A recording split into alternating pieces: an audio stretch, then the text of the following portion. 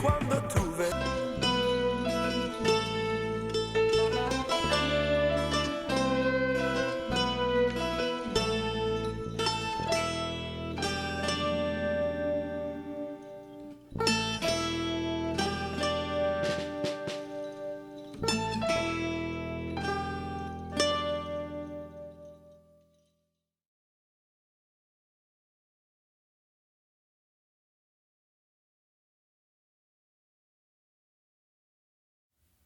And welcome to the Oddity Archive, the show that demands you tune up your high-end home theater setup so all those 5th generation VHS and 144p web video clips that we like to throw at you can look their absolute best. Well, earlier this season we helped you tune up your audio systems for maximum record ripoff enjoyment, so naturally I guess we ought to help you out with your video setups now too, with the help of these Laserdiscs.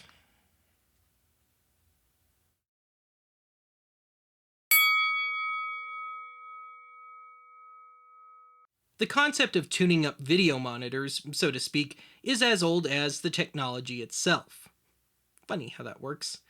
So it would naturally follow that as the concept of home video mutated into home theater, all those new armchair TV repairmen would want something to help them squeeze out every last possible drop of quality from their snazzy new systems. Of course, as we sit and judge from the relative technical comfort of the 21st century, I think it's easy to forget that, especially in the NTSC countries, adjusting a TV's picture was once a much bigger issue. Up until, in all reality, quite recently, TV, and to a lesser degree stereo companies, would tune their systems to their own specs, no matter how unrelated to the standards. Are you still just watching TV? One would think that by the late 80s there would have been some sort of either videotape or video disc to help folks adjust their TVs, but in all reality there wasn't. I mean, sure, you had options. You could go to a professional, or you could try to find an off-air TV station with a test pattern, but these options were, by varying degrees, costly, unreliable, and short-term. Anyway, in 1988, sensing an opening in the market, SMPTE T1428 Working Group on Professional and Studio Monitors chairman, how specific, Joe Kane, created the first home video release for the express purpose of calibrating your home theater setup. Released in early 1989, a video standard quickly became the go-to disc for the aspiring home theater geek. In the wake of this, there really wasn't a whole lot of competition. Indeed, save for the straight in-house disc, a video standard was the standard.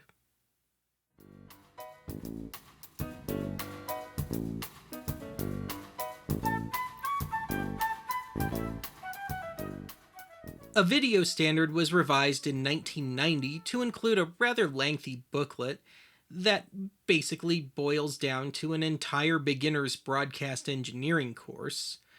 Fast forward to the summer of 1996, and a video standard was replaced by the much simpler Video Essentials, which has since, with some further revisions, crossed over to DVD, HD DVD, and Blu-ray.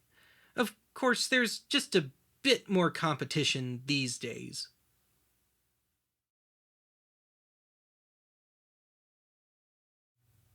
I have 3 calibration discs plus a dealer demo disc in my collection. And since it's only kinda sorta related, I suppose we ought to start with the demo disc. And here it is. And this is from a long line of discs that Pioneer put out. This is the 1989 edition, to be exact. That was meant to be just played in a loop at electronics stores. And it's also kind of a significant disc for me because it was one of the first Laserdiscs I ever owned. I plucked it out of a thrift store bin back in 2004, 2005. I only got my first player in 2002, layoff. And it's also significant because it's the first Laserdisc ever excerpted here on the archive, and that was way back on the original Format Wars episode. But finally, getting down to business here, because I just want to take a quick look at this. This disc is not really much of a test disc, per se. There are no tests on here. Instead, there's a bunch of clips from movies and concerts and stuff, stuff designed to just dazzle the people walking through the electronics store back then. And there's also some ads on here. Some, I think, rather unintentionally daunting ads for Pioneer's home theater setups. Okay, yes, the VCR is great, but it's only the beginning of the story. Add a Pioneer Laserdisc and get ready for the best show in town. Say the word and I'll Hey, throw a lasso. what about your kid's Nintendo? Where does he plug in? Put it all together with a Pioneer AV receiver. Expand the experience and go stereo by adding a pair of stereo speakers. Wrap the action all around you with a Pioneer surround sound system. Go for the ultimate and add the impact and power of a Pioneer projection monitor. Pioneer, it really is the best show in town.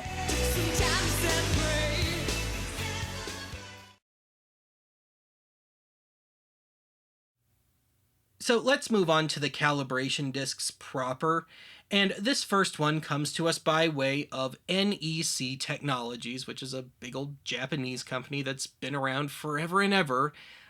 Remember the TurboGrafx 16? Yeah, these guys.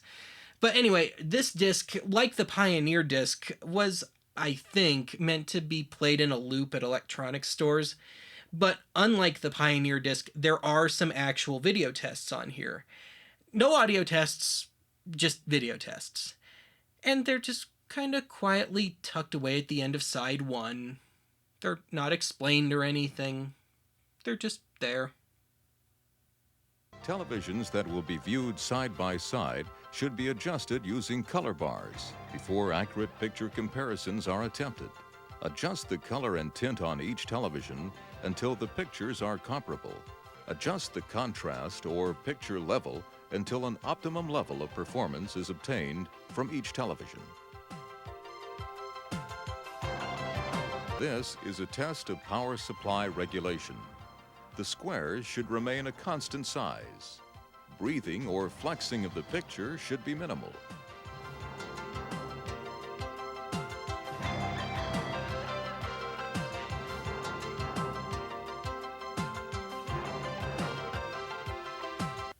Otherwise, side 1 is devoted to a series of clips and some computer animations and stuff, just like the Pioneer disc, designed to show off the capabilities of the format at the moment. Now, for me personally, the high point of side 1 stands as a pretty stark reminder as to why smooth jazz artists rarely make music videos. And probably shouldn't make them at all.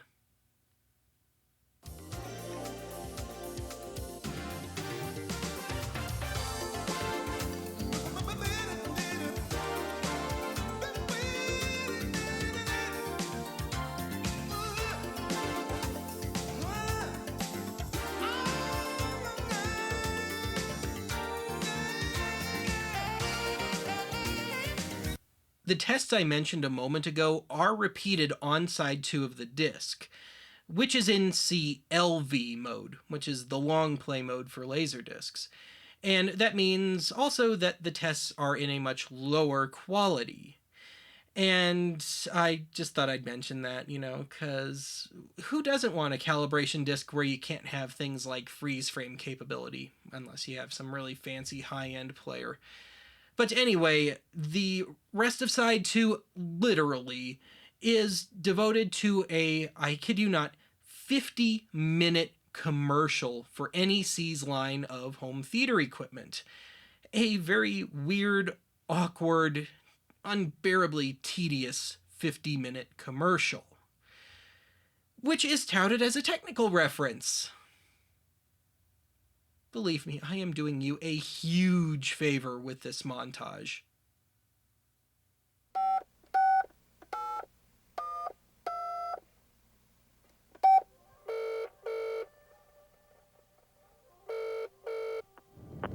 Donna, yeah. Hi, did you get the memo I left you last night? It was, well, some storm, wasn't it, huh? Yeah, I just wasn't sure you'd get it. Good, fine. The animations are loaded in? Great. Well, because I have a feeling we're going to need them. Yeah, every manufacturer's already made their presentation to the buyers at Mighty Guys Hi-Fi.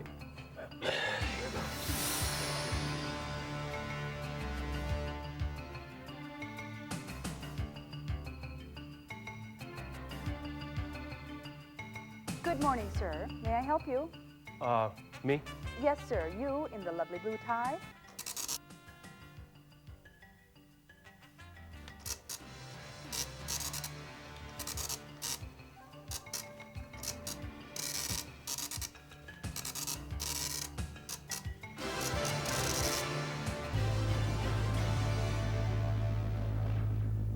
Hello? Hello? Ah, Wilson. Do come in. We have been expecting you. Yes, please. Have a seat. We are all very interested to hear what you have to say. This will take just a moment.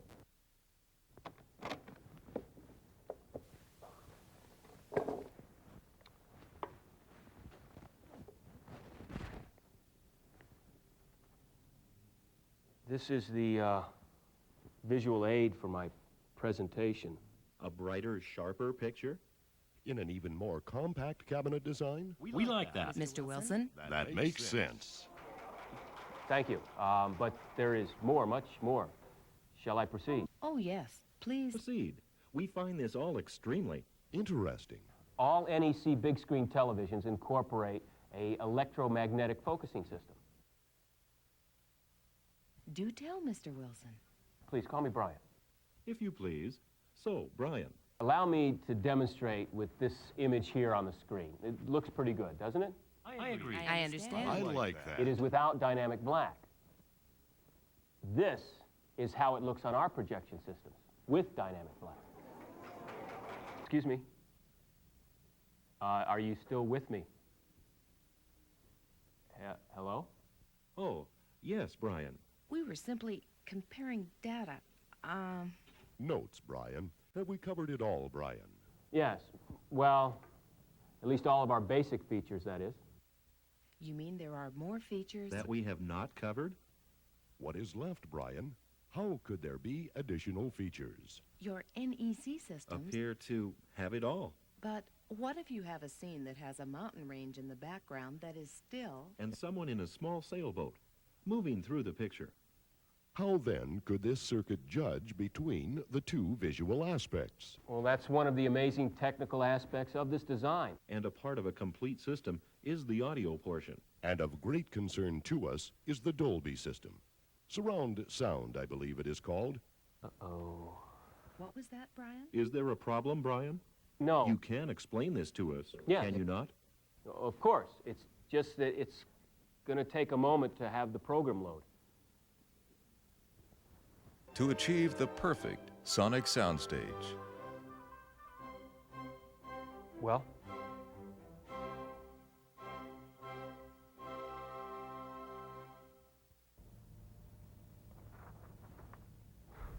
A purchase order.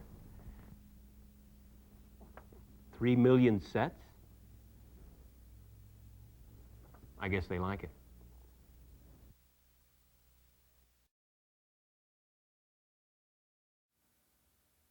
Yes, I happen to have copies of the two Joe Kane test discs, so I guess we ought to take a look at them.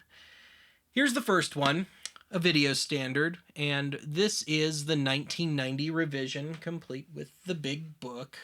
And I have mixed feelings about this release because it's definite overkill, but kind of in a good way. The book, as I mentioned in the history lesson, really just teeters right on the edge of being a beginner's engineering, broadcast engineering textbook. And so it goes through all the terminology and stuff, and it gives also a rundown of everything on the disc, sometimes into a little too much detail, like right down to the every last little bit of equipment used on the damn thing. But It's a mixed blessing because the book, along with the disc, is a little dry, little rambling, and especially the book, in dire need of a good editor.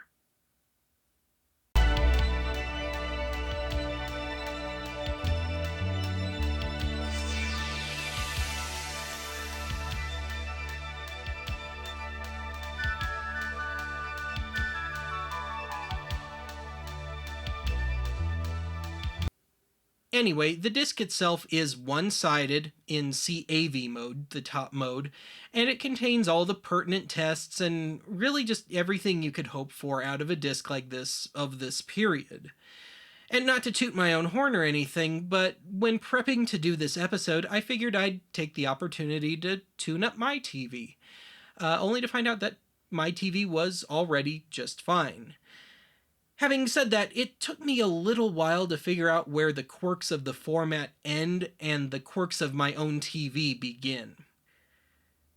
I sure hope you read that disclaimer at the beginning of today's show.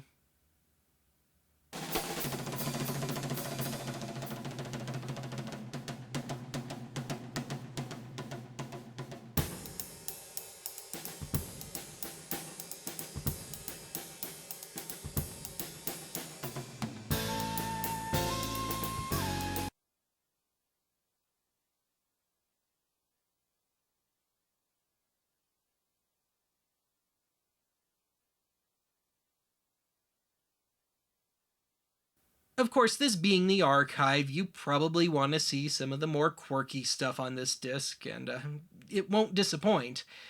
But also, I had no idea that Joe Kane was a man of so many voices, or such a weird, almost archivian sense of humor.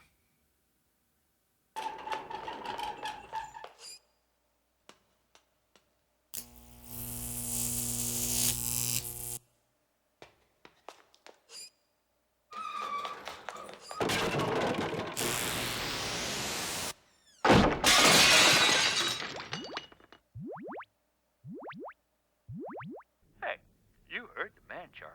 He needs a little light to see by. Give him Q99.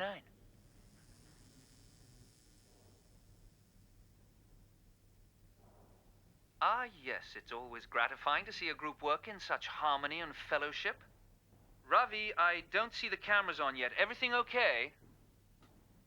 Oh yes, golly gee whiz. Everything is totally okay, Sahib. Please, just to give me one more minute. Oh, let's see how well our little computer friend is doing registration today, golly gee whiz. Ooh, 3D without the glasses. Ooh.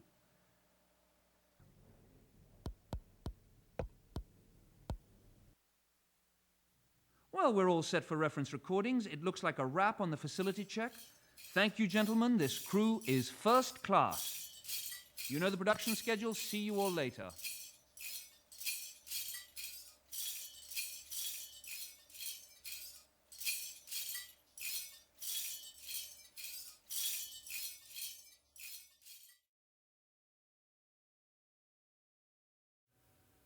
Today's final disc is also Joe Kane's second and final attempt at a test/calibration Laserdisc.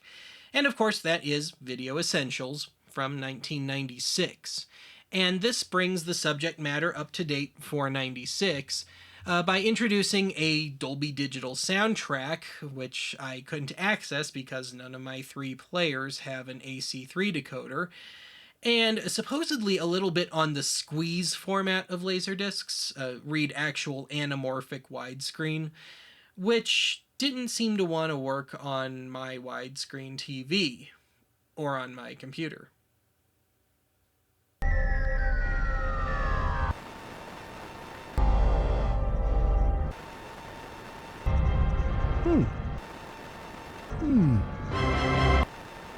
Enough area of your field of view that light level changes in program material won't create eye strain.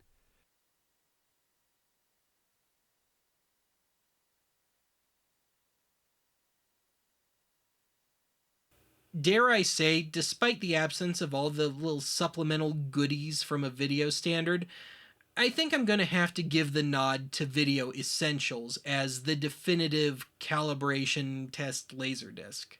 As I said, a video standard, to the average Joe, it was just unnecessarily intimidating. If you were just an average person who just wanted to make his first little home theater look and sound decent, it was probably a little much. Now, I mean, if you're a good hardcore AV geek, then of course video standard is good to have, if only for the book. But otherwise, with Video Essentials, they cut out the book, they expanded the program material to 1 hour and confined all the hardcore AV geekery to just one, granted very lengthy, chapter on side 1. But otherwise, it's just a straight up, no BS series of audio and video tests. Test tones doing a similar circulation around the room are up next. Once that's completed, we'll move on into the video adjustments. They are on side 2. Here comes the circulating noise.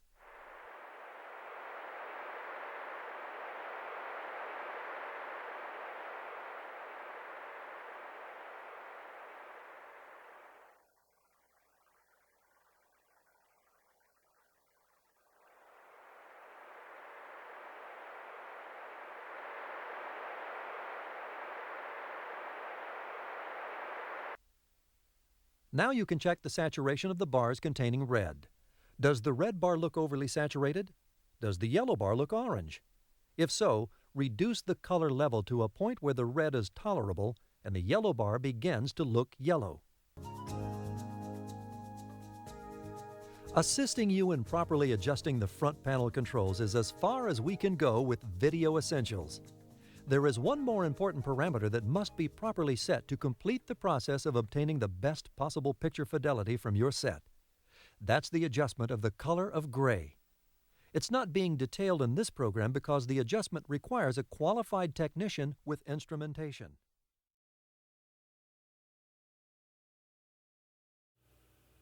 Well, that's just about it for today's archive. Now, I realize that I just kind of glossed over the audio portion of things today, and that's really because I figured I could just hit 2 birds with 1 stone right at the end here.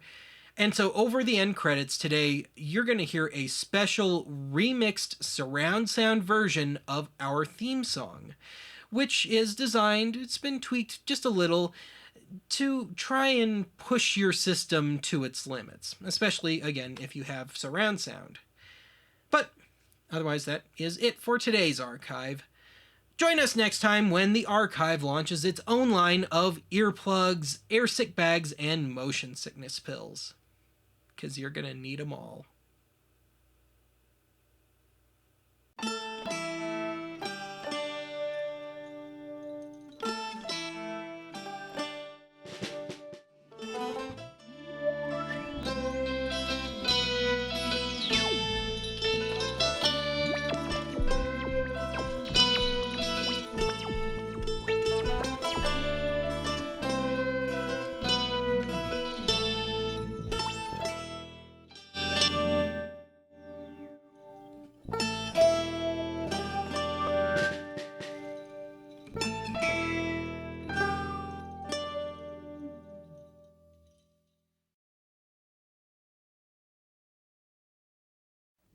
Okay, golly gee whiz, I am ready for skin.